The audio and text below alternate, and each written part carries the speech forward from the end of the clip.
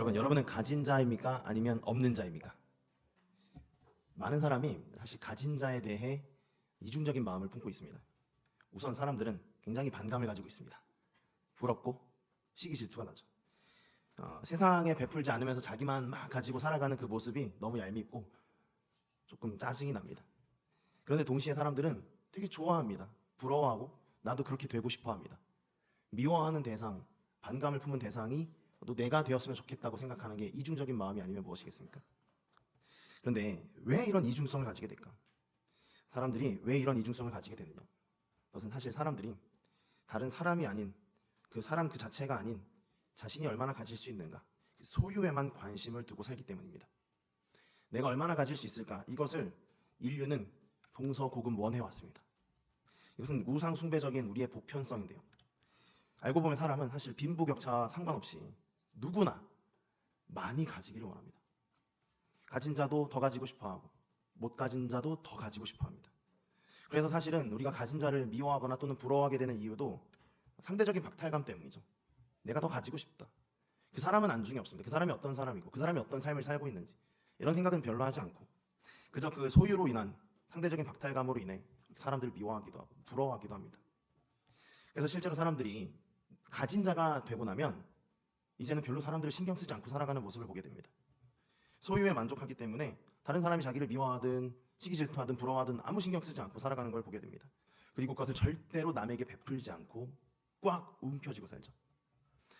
여러분, 그런데 오늘 이 본문에는 이런 우리의 보편적인 모습과 전혀 다른 한 사람이 등장하는데 그 사람은 가진 게 많은 자, 가진 자인 보아스입니다. 이 보아스는 굉장히 유력한 사람이죠. 가진 게 많고 실제로도 성경에도 유력한 자라고 소개가 되어 있습니다. 그런데 이 보아스는 자기 것을, 자기 소유를 신경 쓰지 않고 남들에게 막 나눠주는 이런 모습을 보여주죠. 오늘 본문에도 그런 모습이 기록되어 있는데요. 특별히 오늘 본문에서는 루시라는 사람에게 자기가 가진 것들을 나눠주고 있습니다. 이 모습을 보면은 보편적인 사람들과 굉장히 다르다는 것을 알 수 있는데 도대체 이 사람이 하는 이 행동, 그 행동의 기저에 있는 그 생각 무엇일까? 왜 그렇게 살까? 한번 오늘 말씀을 통해 살펴보기를 원합니다. 자, 첫 번째 우리가 질문할 게 있는데요. 그것은 왜 달라고 하는 걸까입니다. 왜 달라고 하는 걸까? 자, 함께 15절을 한번 읽어보시겠습니다. 시작. 보아스가 이르되 내 겉옷을 가져다가 그것을 펴서 잡으라 하매 그것을 펴서 잡으니 보리를 6번 되어 룻에게 지워주고 성읍으로 들어가니라. 아멘.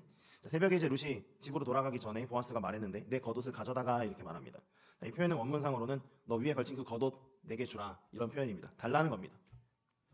제가 이 말은 사실 그런데 그냥 단순하게 옷을 달라는 말로 들릴 수 없는 말인데요. 왜냐하면 이 말은 항상 당대 채권자들이 가난한 채무자들에게 했던 말이기 때문입니다. 당대 가난한 사람들, 아무것도 가진 게 없는 사람들은 가진 게 옷밖에 없어요. 겉옷밖에 없어서 뭘 빌리려고 하면은, 돈을 빌리려고 하면은 담보를 거는데 겉옷밖에 걸 게 없었습니다. 그래서 너 겉옷이라도 걸어라, 너 겉옷을 내놔라, 이런 말들을 채권자들이 채무자들에게 했었거든요. 근데 이런 것들은 사실은 가난한 자가 겉옷까지 뺏기면 벌거벗겨지니까 하나님께서 원치 않으셨어요. 그래서 신명기 24장 17절로 겉옷을 담보로 절대 잡지 말라고 이런 말씀 주셨습니다. 너는 객이나 고아의 송사를 억울하게 하지 말며 과부의 옷, 겉옷이죠, 옷을 전당, 담보 잡지 말아라. 그런데 이 가진 자들은 가진 게 없는 자들을 믿지를 못했습니다. 신용불량자들이라 생각을 하고 핑계댈 수 있다 생각하면서 겉옷을 반드시 담보로 내놓으라고 했습니다. 그래서 사실 이 율법은 유대 사회에서 거의 지켜진 적이 없는 법인데요. 보편적인 모습이었습니다. 가진 자들은 절대로 봐주지 않고 잔인하게 모든 것을 빼앗는 모습을 보여줬습니다. 자, 그런데 이런 말을 사실 룻이 얼마나 자주 들었을까 생각을 해보세요. 룻은 가난한 사람이잖아요. 그동안은 사실 이삭을 줍기라도 할 수 있으니까 먹고 살만 했는데 이제 추수가 다 끝나고 나니까 줄 이삭도 없어요. 그러니까 당연히 자주 빚졌겠죠. 그 빚을 지려고 사람들을 찾아다닐 때마다 많은 사람들이 너 겉옷 내놔, 담보 걸어야지, 이런 말들을 했을 겁니다. 그래서 그때마다 그녀는 어쩔 수 없이 겉옷을 내주면서 곡식을 또 돈을 빌렸고 그러면서 당연히 벌거벗겨졌겠죠. 얼마나 수치스럽겠습니까?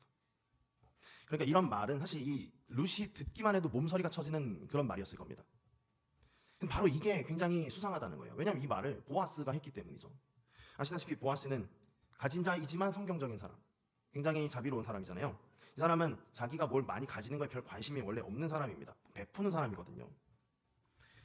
보편적인 가치관을 가지고 있지 않습니다. 가진 자들, 당대 가진 자들과 너무 다른 사람인데 특히 룻을 또 아껴주잖아요. 그런데 왜 그녀에게 겉옷을 달라고 했을까요? 본문에 따르면 물론 이거는 그 겉옷에다가 보리를 담아주려고 겉옷을 잠깐 내놔보라고 하는 거였습니다. 근데 사실 이런 말을 아무리 보리를 주려고 한다 하더라도 오해할 수 있는 말을 하면 안 되잖아요. 마음이 철렁 내려앉을 수 있으니까. 사실은 이런 말이 얼마나 사람들로 하여금 마음 아프게 하는 말인지 그 시대 사람이라면 몰랐을 리가 없고, 특히 보아스는 빌려주는 입장에 있다 보니까 이런 사회적인 분위기를 잘 알았을 거란 말이죠. 그리고 꼭 이런 식으로 겉옷을 펼쳐야만 뭐 보리를 담아줄 수 있나요? 다른 바구니에 담아줄 수도 있고, 이미 모아놓은 어떤 더미, 곡식 더미, 뭐 한 가마니 뭐 이런 거 줄 수도 있는 거니까 사실 일부러 이런 말을 했다는 게 사실 굉장히 수상한 겁니다. 그래서 왜 도대체 이런 말을 했을까 생각을 해보지 않을 수가 없는데요. 그것은 다름 아니라 루세에게 있는 상처받기 쉬운 관점, 상처받기 쉬운 관점을 고쳐주고자 한 거예요. 이게 무슨 말인지 알기 위해서 조금만 말씀을 드리기를 원합니다.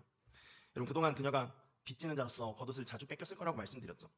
이런 일을 자주 당하면 어떻게 되냐면, 이 겉옷 뺏기면 안 된다, 절대 뺏기면 안 된다, 뺏기면 죽음이다, 뺏기면 정말 큰일 난다, 이런 생각을 가지지 않을 수가 없습니다. 아마 그래서 그녀가 더 악착같이 이삭을 주었을지도 몰라요. 물론 이제 이런 생각을 루시 말한 적은 없습니다. 그러니까 사실을 확인할 수 있는 부분은 아니지만 보아스가 그렇게 봤을 가능성은 충분합니다.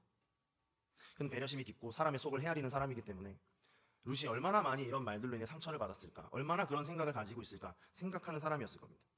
여러분, 그리고 이런 생각은 사실, 이런 생각, 뺏기면 안 돼, 겉옷 뺏기면 안 돼, 이런 생각은 사실 사람이 상처받기 쉽게 만들어요. 여러분 생각해 보세요.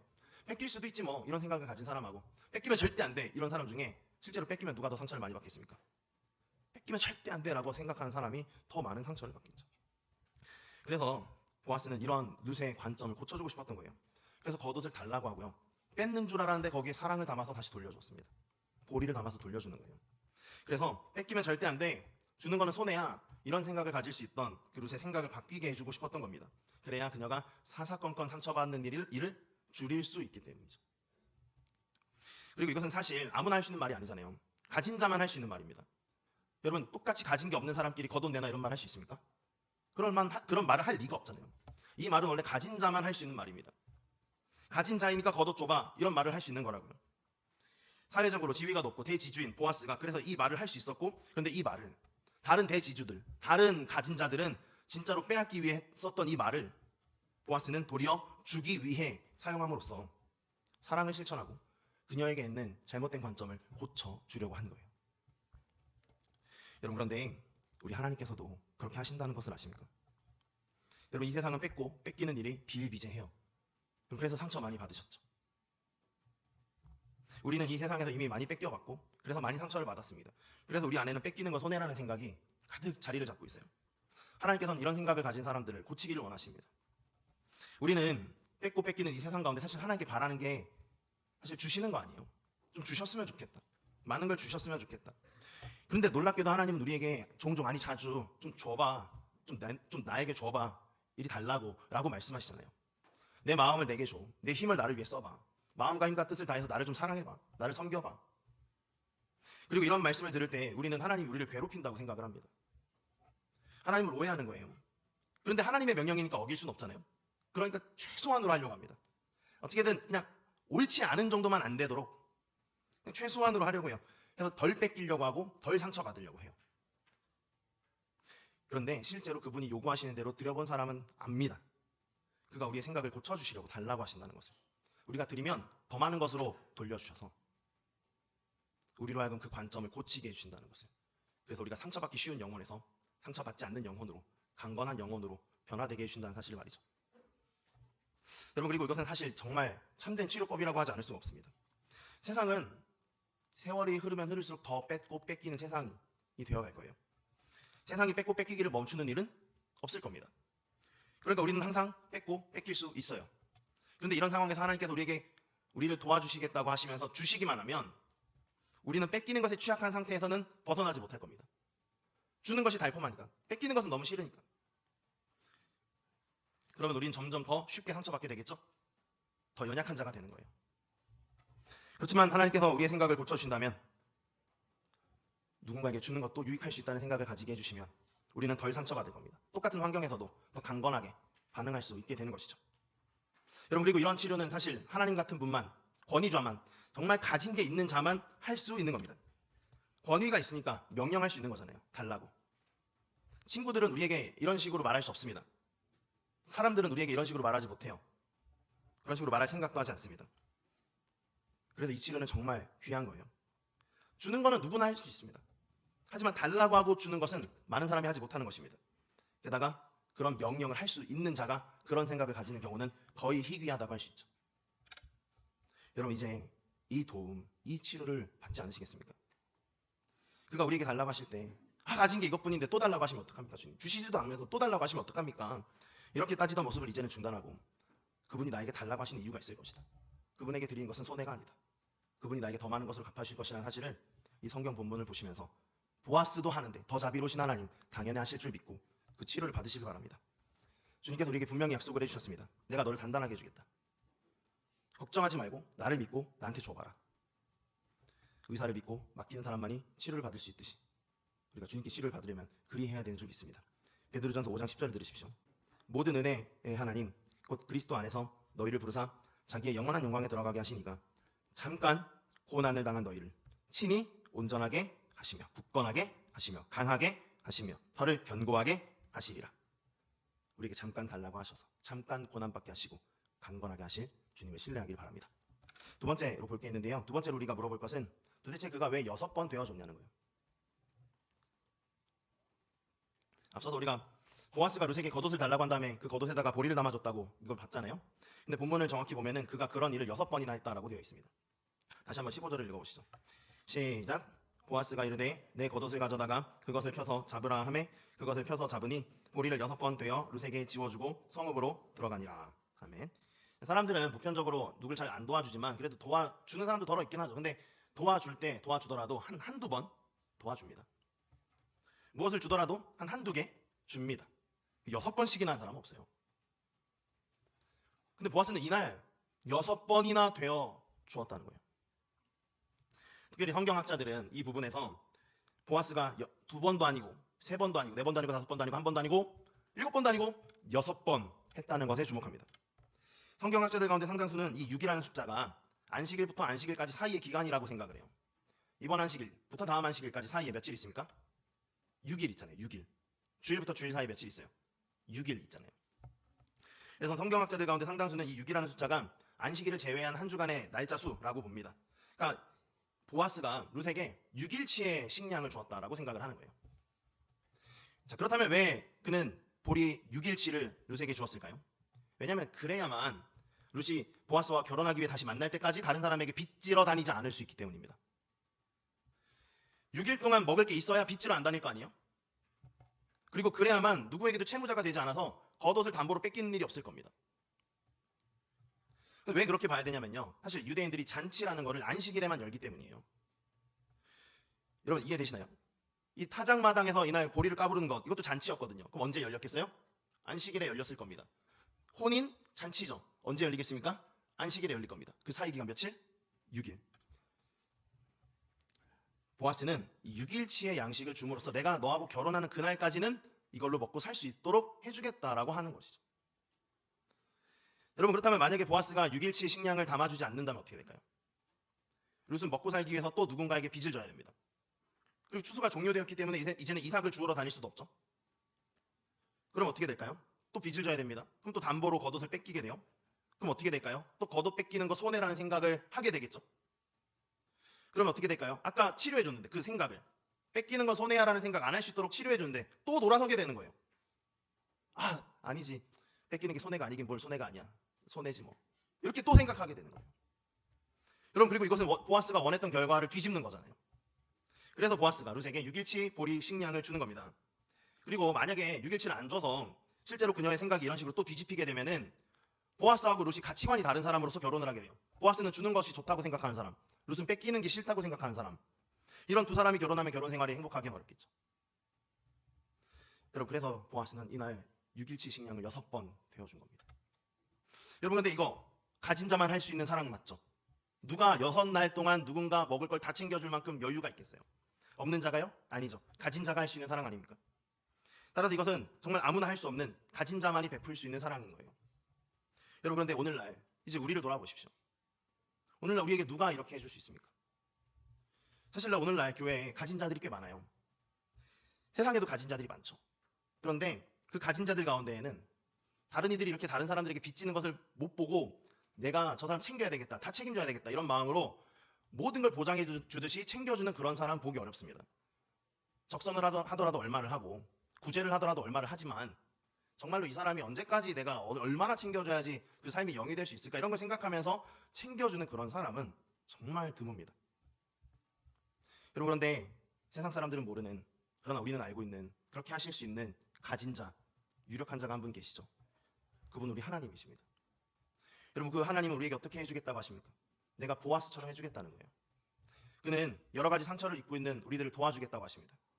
그래서 우리에게 그 생명을, 우리에게 영생을 주심으로써 가치관이 바뀌게 해주셨어요. 그리고 그뿐만 아닙니다. 영생뿐만 아니라 내가 일생도 책임지겠다고 해주세요. 그리고 주일뿐 아니라 평일도 책임져 주겠다고 말씀하십니다. 교회에서만 아니라 세상에서도 내가 너를 책임져 주겠다고 말씀하십니다. 그래서 너가 누구에게도 빚질 필요가 없게 해주겠다고 말씀하세요. 이로써 우리가 뺏기는 건 손해야 라는 생각을 가지지 않을 수 있도록 해주겠다고 약속해 주셨습니다. 그 약속 어디 있죠? 로마서 8장 32절이죠. 자기 아들을 아끼지 아니하시고 우리 모든 사람을 위하여 내주시니가 어찌 그 아들과 함께 모든 것을 우리에게 주시지 아니하겠느냐. 여러분, 그런데 우리가 종종 이 약속의 말씀이 실현되지 않는 우리의 삶을 보면서 의구심을 갖게 됩니다. 왜 안 되지? 분명히 이렇게 약속해 주셨는데 왜 내 삶에 뭐가 없지? 근데 그 이유가 뭐냐면요, 다름이 아니라 우리가 그분에게 겉옷을 드리지 않고 있기 때문인 거예요. 겉옷을 드려야 그 겉옷 위에 보리를 담아 주실 것 아닙니까? 여러분, 그렇다면 겉옷을 드린다는 것은 우리에게는 어떤 행위, 어떤 것으로 나타나게 됩니까? 입고 있던 겉옷을 벗어야 드릴 수 있죠. 입고 있던 겉옷을 벗으면 벌거벗겨지게 됩니다. 무방비 상태가 됩니다. 즉, 우리가 지금까지 내 삶을 직접 책임지려고 짊어지고 해왔던 모든 것을 벗어버리는 것, 내려놓는 것, 그게 바로 겉옷을 드리는 행위예요. 다시 말해서 그분께서 내 삶을 책임지실 수 있도록 내 삶의 운전대를, 내 손에 쥐고 있던 것들을 그분에게 드리는 것, 위탁, 맡겨드림, 그게 바로 겉옷을 드리는 거예요. 우리가 그것을 지금까지 하지 않았기 때문에. 분명히 챙겨주시겠다고 하신 말씀이 이루어지지 않고 있는 것이죠. 그럼 어떤 분들은 이렇게 하는 게 겁이 난다고 합니다. 내가 이거 어떻게 놓냐고, 내가 이거 하던 거를. 또 어떤 분들은 이렇게 위탁하려면 도대체 뭘 해야 되느냐고 물어봅니다. 주님께서는 마태복음 11장 28절부터 30절로 이렇게 말씀해 주셨습니다. 수고하고 무거운 짐진 자들아, 다 내게로 오라. 내가 너희를 쉬게 하리라. 나는 마음이 온유하고 겸손하니 나의 멍에를 메고 내게 배우라. 그리하면 너희 마음이 쉼을 얻으리니 이는 내 멍에는 쉽고 내 짐은 가벼움이라 하시니라. 주님께서 말씀하시는 맡겨드림이란 그분의 말씀을 듣고 그분에게 배울 때 이루어진다. 주님의 말씀을 듣고 주님이 명하는 것을 하며 그 명령을 행하기 위하여 중단해야 될 게 있다면 중단하고, 그 중단한 것으로 내가 추구하던 목표가 있다면 그것은 하나님께 맡겨드리는 것, 주님이 하시도록 맡기는 것, 그게 바로 위탁이라고 말씀하시는 겁니다. 여러분, 그런 면에서 저는 사실 다른 게 문제가 아니라 우리에게 있는 이중성이 문제라고 생각을 합니다. 정말 우린 너무 이중적이에요. 여러분 아시다시피 많은 사람들, 이 자리에 모인 많은 분들이 주일에 말씀 들을 때 대부분 기뻐하십니다. 말씀 들을 때 감격도 있다 그래요. 인식이 전환되는 걸 경험한다고 합니다. 그에게 이 주일을 드림으로써 채워졌다고 말합니다. 알고 있어요. 말씀 들으면 기쁘기도 하고 이 주일의 시간을 하나님께 드리면 뭔가 마음에 채워지는 것도 있고 다 경험하고 있습니다. 그런데 평일에는 그렇게 안 하는 거예요. 주일에 분명히 주님께 내 시간을 드리고 내 겉옷을 드려서 그분의 말씀을 듣고 기쁘며 평안을 누렸다는 걸 안다면 그게 왜 주일에만 이루어질 거라고 생각을 하십니까? 그건 날짜의 차이일 뿐 아니에요? 평일에도 그렇게 되리라고 생각해야 되는 거 아닙니까? 우리는 같은 말씀을 들어도 주일에는 좋아하다가 평일에는 싫어해요. 주일에 나와 평일에 내가 달라요. 그리고 우리는 지금까지 이렇게 사는 걸 아무렇지도 않게 생각해 왔습니다. 주일은 예배 드리는 것, 평일에는 세상에서 내 마음대로 사는 것. 그런데 여러분, 심각한 일이 벌어집니다. 이렇게 생각하며 사시는 분들은요, 어느 순간에는 주일에 말씀 듣는 것도 버겁게 느껴지기 시작할 겁니다. 왜냐하면 하루만 그렇게 살고 6일은 이렇게 살았기 때문이죠. 주일에 내가 말씀을 기뻐하던 모습이 사라지고 평일에 내가 주일에 나를 잠식해버린 일이 일어나는 거예요. 그래서 주일에도 이 자리에 오는 게 곤욕스러워지는 현상이 발생합니다. 여러분, 이제는 이런 일이 없도록 하길 바랍니다. 겉옷을 드리면 그것은 주일에만 할 일이 아니라 평일에도 해야 될 일이라는 것을 기억하길 원합니다. 겉옷을 드리면 보리를 담아주시는 것을 주일에만 경험하지 말고 평일에도 경험하시길 원합니다. 신뢰하고 겉옷을 드리시고 신뢰하고 나의 일을 주님께 위탁하십시오. 주일에 봉사할 때 주시는 기쁨을 안다면 평일에도 주실 줄 믿고 봉사하며 사시길 바랍니다. 세상이 아니라 하나님이 기쁨 주실 줄 믿고 주일에만 하지 말고 평일에도 똑같이 사시길 바랍니다. 주님께서 이런 이유로 우리에게 주신 말씀이 하나 있습니다. 골로새서 3장 23절입니다. 무슨 일을 하든지 마음을 다하여 주께 하듯 하고 사람에게 하듯 하지 말라. 이제는 이 말씀을 따라서 상처받기 쉬운 관점을 스스로 취하는 어리석음을 버리고 항상, 주일만 아니라 항상 주님 앞에 겉옷을 들이며 나아가는 주의 백성 되시길 바랍니다. 한 가지만 더 보면요, 우리가 또 물어볼 게 있는데 도대체 왜 성읍으로 들어가는가입니다. 15절을 다시 한번 보시겠습니다. 15절에 보시면 이렇게 되어 있습니다. 보아스가 이르되 내 겉옷을 가져다가 그것을 펴서 잡으라매 그것을 펴서 잡으니 보리를 6번 되어 룻에게 지워주고 성읍으로 들어가니라. 보시다시피 보아스가 룻에게 보리를 줬습니다. 그리고 성읍으로 들어갔는데 어떤 영어 번역 중에는 이 주어를 쉬라고 번역을 해서 룻이 들어간 것처럼 번역을 해놨는데 원문에 제가 살펴보니까 분명히 3인칭 남성 주어로 되어 있습니다. 그러니까 룻이 들어간 게 아니고 보아스가 들어간 걸로 되어 있는데요. 여러분, 그런데 참 이상하지 않습니까? 뭐가 이상하냐고요? 지금 밤샜잖아요. 밤샜는데 집에 가야지 왜 성읍으로 가냐고요? 집에 가서 쉴 법도 한데 왜 성읍으로 들어가는 거예요? 근데 실제로 오늘날 수많은 사람들이 쉬지도 못하고 잠도 못 잤으면서 끊임없이 세상으로 나아가는 것을 보게 됩니다. 집으로 안 가고 계속 성읍으로 나아가는 사람들이 정말 많아요. 근데 그 사람들이 왜 그렇게 쉬지도 못하고 잠도 못 자면서 자꾸 성읍으로 세상으로 나아가는지를 봤더니 자신이 얼마나 수고했으며 얼마나 높은 것을 성취했는지를 자랑하고 싶어서더라고요. 나 인정 좀 해줘. 누가 나를 인정해 줄 자가 없을까? 그것을 말하면서 세상에 나아가는 거예요.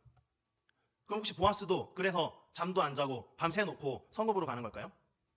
수확한 보리를 까부르는 그 타작마당의 잔치를 끝내고 사람들한테 가서 야, 나 이만큼 거뒀다? 나 보리 이만큼 얻었다? 나 진짜 부자지. 이러면서 자랑하려고 지금 성읍으로 간 걸까요? 우리는 그렇지 않다는 것을 이어지는 내용을 보면서 알 수 있습니다. 도리어 우리는 이어지는 내용을 보게 되면 보아스가 룻과 맺은 약속을 지키려고, 룻을 반드시 책임지겠다고 했던 그 언약을 지키려고 들어갔다는 사실을 확인하게 돼요. 여러분, 실제로 보아스는 일단 성읍에 들어가서 뭘 했냐면 가장 먼저 자기보다 먼저 앞서는 기업 물음에 순번이 앞서는 자를 만나서 그에게 너 기업 물음의 책임을 이행하라 라고 말을 합니다. 4장 4절 전반부에 이렇게 되어 있어요. 내가 여기 앉은 이들과 내 백성의 장로들 앞에서 그것을 사라고 내게 말하여 알게 하려 하였노라. 너가 룻에게 있는 모든 것을 사야 돼. 나오미에게 있는 모든 것을 사야 돼. 너 좀 책임 이행해야 돼. 기업 물음의 책임 이행해야 돼. 너 모르고 있었지? 내가 알게 해줄게. 이렇게 하는 이유가 뭐죠? 룻과 맺은 약속을 지키려고 하는 거예요. 그리고 그가 만약에 이 사람이 거절을 하면은 자기가 책임을 다하려고 이미 마음을 먹고 있습니다. 이어지는 후반절에 이렇게 돼 있어요. 만일 너가 물으려니와 만일 내가 물으지 아니하려거든 내게 고하여 알게 하라. 내 다음은 나요. 그 외에는 물을 자가 없느니라. 여러분, 뒤에 물을 자가 있는지 없는지는 확인할 수 없는 사실이지만 어쨌든 뒤에 없다고 하는 걸 보니까 너 안 하면 내가 확실히 할 거라는 분명한 선언을 하고 있는 걸 확인할 수 있는 거죠. 그는 이처럼 성읍에 가서 뭐 자기 거 자랑하려고 다른 사람들에게 인정받으려고 성읍에 들어간 게 아니라 룻과 맺은 언약대로 룻의 기업을 물러주기 위해서 성읍에 들어갔다는 것을 이 본문에서 확인하게 되는 겁니다. 여러분, 근데 이 일을 위해서 보아스가 물어봤을 때 처음에는 하겠다고 해놓고 나중에는 몇 가지 더 언급해 주니까 6절에서 이렇게 이 사람이 대답을 했습니다. 그 기업 물을 자가 이르되 나는 내 기업에 손해가 있을까 하여 나를 위하여 물으지 못하겠노니 내가 물을 것을 너가 물러라. 나는 물으지 못하겠노라. 아니, 자기 책임이잖아요. 자기가 제일 앞서는 책임을 가지고 있단 말이죠. 그런데 이 율법의 의무를 이행하지 않겠다는 거예요. 근데 이걸 너무 뻔뻔하게 말하지 않나요? 나 못하겠어. 그거 뺏기는 것 같아. 그건 손해 아니야? 내게 손해가 있을까요? 난 못하겠어. 내 기업에 손해가 있을까요? 나는 못하겠으니까 너가 해. 너 그렇게 하고 싶으면 너가 해. 아주 뻔뻔하게 이기적으로 대답합니다. 여러분, 이게 비단 이 사람의 모습이기만 했을까요? 그것은 베들레헴 성읍의 분위기였습니다. 그런데 이런 분위기를 가진 성읍에서 이렇게 말하는 게 아무렇지도 않게 여겨지던 이 세상 가운데 보아스가 그럼 내가 할게. 내가 손해를 보더라도 룻의 기업을 물을게 라고 말하는 거예요. 그래서 이어지는 9절부터 10절에 이런 내용이 기록되어 있습니다. 보아스가 장로들과 모든 백성에게 이르되 내가 엘리멜렉과 기론과 말론에게 있던 모든 것을 나오미의 손에서 산 일에 너희가 오늘 증인이 되었고 또 말론의 아내 모함 여인 룻을 사서 나의 아내로 맞이하고 그 죽은 자의 기업을 그의 이름으로 세워 그의 이름이 그의 형제중과 그곳 성문에서 끊어지지 아니하게 하매 너희가 오늘 증인이 되었느니라. 내가 다 할게. 내가 룻도 아내로 맞이하고 그 기업, 그 가문, 무너진 가문 다 이렇게 세울게. 분명히 약속하고 있지 않습니까? 여러분, 그렇다면 그가 왜 이렇게까지 하는 거예요? 왜 이렇게까지 약속을 지키려고 하는 거죠? 이유는 한 가지입니다. 아무도 뺏기는 것이 손해가 아니라고 말하지 않는 그 세상 가운데 남을 위해 자기 것을 내어주는 것, 즉 뺏기는 것은 손해가 아니라고 말해주고 싶었던 거예요. 자신의 입술로, 자신의 행동으로 너희 베들레헴 사람들아 들어라. 너희는 모두 뺏기는 것은 손해라고 말하지만 나는 뺏기는 것 손해라고 생각하지 않는다. 난 뺏기는 게 아니야. 난 주는 거야. 내가 지금 하는 건 뺏기는 게 아니라 주고 있는 거야. 난 그것을 원하고 그게 내게 유익하다 생각해. 라고 말과 행동으로 담대히 선언하고 있는 거예요. 이렇게 함으로써 무너져버린 하나님 나라의 가치관을 그 세상 가운데 다시 일으켜 세우고 룻과 자신뿐만 아니라 이제 이후로 태어날 믿음의 후손들이 살아갈 만한 세상을 만들고자 하는 거예요. 이 세상을 바꾸고 싶은 거죠. 여러분, 그리고 이것은 정말로 힘 있는 사람, 가진 게 있는 사람, 유력한 사람만 할 수 있는 겁니다. 기업 물음의 책임이 등한히 여겨진 시대예요. 그럼 그 시대 가운데 너 율법 지켜야 돼 라고 당당히 누군가에게 말할 수 있으려면 권세가 있어야 됩니다. 그리고 너 안 할 거야? 그럼 내가 할게 라고 당당히 자신감 있게 말하려면 재력도 있어야 되죠. 아무나 할 수 있는 일이 아닙니다. 여러분, 이제 우리 오늘 세상을 보십시오. 이 세상은 뺏기는 건 손해라는 가치관이 만연하게 자리 잡혀 있습니다. 이런 세상을 살아가면서 이 세상 분위기 누가 바꿀 수 있습니까? 뺏기는 게 손해라고 당연하게 생각하는 사람들에게 너 뺏겨야 돼, 너 그거 의무야 라고 누가 당당하게 말할 수 있죠? 아무도 그렇게 말할 수 없습니다. 권세가 없어요. 권위가 없어요. 목회자라고 할지라도 그런 말을 듣지 않는 사람에게는 강제할 수 있는 힘이 없습니다. 그 사람이 하면 내가 하겠다, 아무리 자신만만하게 말해도 그래서 정말 책임감 있게 하려면 뭔가 있어야 되는데 그만큼 가진 사람이 없어요. 이런 사람은 사실 오늘날에만 없는 게 아니고 동서고금 희박합니다. 희귀합니다. 여러분, 그래서 세상이 점점 악해지고 있는 거예요. 세속화의 물결을 거스르기가 불가능해 보입니다. 여러분, 그런데 놀랍게도 여전히 우리에게 희망이 있어요. 왜냐하면 우리는 할 수 없는 것을 하기 위해서 오늘날 이 세상에 오신, 예루살렘 성읍에 입성하신, 우리 마음의 성에 입성하신 가장 강력하신 분, 가장 유력하신 우리 주 예수님이 계시기 때문입니다. 여러분, 우리 주 예수님께서 어떻게 하셨습니까? 그분은 예루살렘 성읍에 입성하셨어요. 예루살렘 성읍에는 정치적 야욕에 사로잡혔던 사두개인들이 있었습니다. 종교적인 아집에 사로잡힌 대제사장들이 있었습니다. 자기 의에 취했던 바리새인들이 있었습니다. 그들은 언제나 성읍에 들락날락했어요. 그러나 목적은 언제나 자기를 드러내는 것이었습니다. 자기를 자랑하기 위해서, 더 많은 것을 얻어내기 위해서 예루살렘 성읍을 들락날락했습니다. 자신의 지위를 지키기 위해 각 축장을 벌이면서 경쟁해왔어요. 그런데 바로 그러한 예루살렘 성읍에 예수님이 입성하셨습니다. 사람들은 이제 예수님께서 예루살렘에 입성하실 때, 와, 예수님도 왕으로서 입성하시는구나, 그분도 뭐 이제 자기 이름 한번 드러내실 때 됐지, 이 정도 능력 있으신 분, 이제는 세상에 이렇게 숨어 다닐 뿐이 아니야, 좀 뽐내실 수 있어, 이런 생각을 하면서 뭐 가진 거 없는 거 다 모아가지고 앞에다 레드카펫 깔고 막 이렇게 막 호산나 다윗의 이름으로 오시는 이여 하면서 막 찬양을 했어요. 누가복음 19장 38절에 이렇게 돼 있잖아요. 이르되 찬송하리로다 주의 이름으로 오시는 왕이여. 여러분, 근데 이렇게 사람들이 찬송하는 와중에 예수님이 어떤 거 하셨는지 아십니까? 우셨어요. 사람들은 막 박수치고 갈채하고 이러고 있는데 예수님은 우셨어요. 41절 보세요. 가까이 오사 성을 보시고 우시네.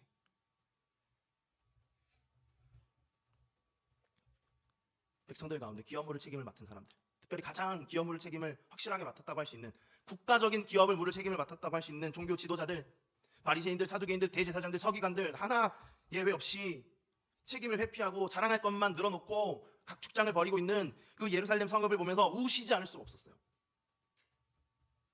그리고 한 주간 그 사람들에게 계속 말씀하셨습니다. 책임을 제발 이행해라. 너희가 제발 그 책임을 이행해라. 그러나 아무도 듣지 않았습니다. 그래서 그는 예정대로 자신이 그 책임을 이행하기로 하셨습니다. 그래서 그 일을 위해서 십자가에 달려 목숨을 다하신 것이죠. 사람들은 비웃었습니다. 저 죽음 무가치한 것이다, 무의미한 것이다, 결국에는 자기 잘난 맛에 살더니 저렇게 마지막이 초라하구나. 하지만 예수님은 그들의 조롱을 아무것도 아니게 만드셨습니다. 죽은 지 3일 만에 부활하셔서 그 비웃음을 비웃으셨습니다. 그리고 세상 가운데 가장 중요한 메시지를 증명해 보이셨죠. 뺏기는 것은 손해가 아니다. 뺏기는 게 아니라 주는 것이다. 자기 목숨을 잃는 자는 얻으리로다. 그리고 그분은 살아나셔서 모든 사람에게 물어보셨어요. 누가복음 24장 6절입니다. 갈릴리에 계실 때 너희에게 어떻게 말씀하셨는지를 기억하라. 내가 뭐라고 말했는지 기억해봐. 내 말이 맞지? 뺏기는 게 아니라 주는 거야. 뺏기는 건 손해가 아니야. 맞지? 내가 말한 거 기억나지? 그리고 이로써 자기 백성들이 살아갈 세상을 바꾸셨습니다. 죄와 사망의 그늘이 드리운 이 세상에서 부활의 소망이 있는 세상으로 말이죠. 사랑하는 여러분, 이 유력하신 예수님께서 해주신 가장 유력한 제자 가운데 한 사람인 바울 사도는 예수님이 하신 말씀을 우리에게 이렇게 소개해 주었습니다. 사도행전 20장 35절입니다. 주 예수께서 친히 말씀하신 바 주는 것이 받는 것보다 복이 있다 하심을 기억하여야 할지니라. 노란색 부분을 같이 한번 읽어보실까요? 시작. 주는 것이 받는 것보다 복이 있다. 여러분, 오늘 이 메시지를 선포하시기 위해서 우리가 살아가는 이 땅에 입성하시고 자기 권세로 명령을 선포하시며 불순종하는 우리를 대신해서 능력으로 언약을 책임있게 이행하셔서 뺏기는 게 아니라 주는 것이라는 그 사랑을 입증해 보이신 예수님을 영접하길 바랍니다. 요한복음 1장 11절부터 13절 말씀, 이 말씀으로 여러분을 권면합니다. 자기 땅에 오매 자기 백성이 영접하지 아니하였으나 영접하는 자 곧 그 이름을 믿는 자들에게는 하나님의 자녀가 되는 권세를 주셨으니 이는 혈통으로나 육정으로나 사람의 뜻으로 나지 아니하고 오직 하나님께로부터 난 자들이니라. 말씀 정리하겠습니다. 여러분, 오늘 우리는 가진 자 가운데 한 사람인 유력한 자 보아스의 모습을 통해서 가진 자만 할 수 있는 사랑, 없는 자는 할 수 없는데 가진 자는 할 수 있고 가진 자만 할 수 있는 그 사랑에 대해서 보았습니다. 보아스는 그 가진 자의 그 가진 것으로 왜곡된 관점 때문에 더 쉽게 상처받을 수밖에 없던 룻의 관점을 고쳐줬습니다. 그리고 그는 가진 자로서 룻이 다시는 빚지고 살지 않을 수 있도록 그의 삶을 책임져 주고자 했습니다. 그리고 그는 가진 자로서 성읍에 들어가서 무엇이 옳은 것인지 당당하게 말로 행동으로 선포했습니다. 여러분, 오늘 이 말씀으로 적용할 수 있는 게 있을까요? 저는 이것을 적용하고 싶습니다. 누구보다 유력해서 아무도 못할 사랑으로 우리를 고치시고 영원한 죄값을 탕감해 주시며 세상의 진리를 당당히 말과 행동으로 선포하여 이 땅을 바꾸어 가실 수 있는 유일한 분, 우리 주 예수님. 우리는 할 수 없고 당신만 할 수 있는 사랑을 우리에게 주신 예수님, 그 사랑을 받아들이는 것, 그것을 적용하길 원합니다. 여러분, 이 사랑은 보아스도 못하고요, 다윗도 못하고 베드로도 못하고 예수님만 우리를 위해 하실 수 있습니다. 사람들은 말합니다. 그거 뺏긴 거 아니야? 아닙니다. 주님이 말씀하십니다. 내가 뺏긴 게 아니라 준 것이다. 요한복음 10장 18절입니다. 이를 내게서 빼앗는 자가 있는 것이 아니니라. 내가 스스로 버리노라. 나는 버릴 권세도 있고 다시 얻을 권세도 있으니 이 계명은 내 아버지에게서 받았노라 하시니라. 그가 주실 때 받을 수 있는 믿음을 구하길 원합니다.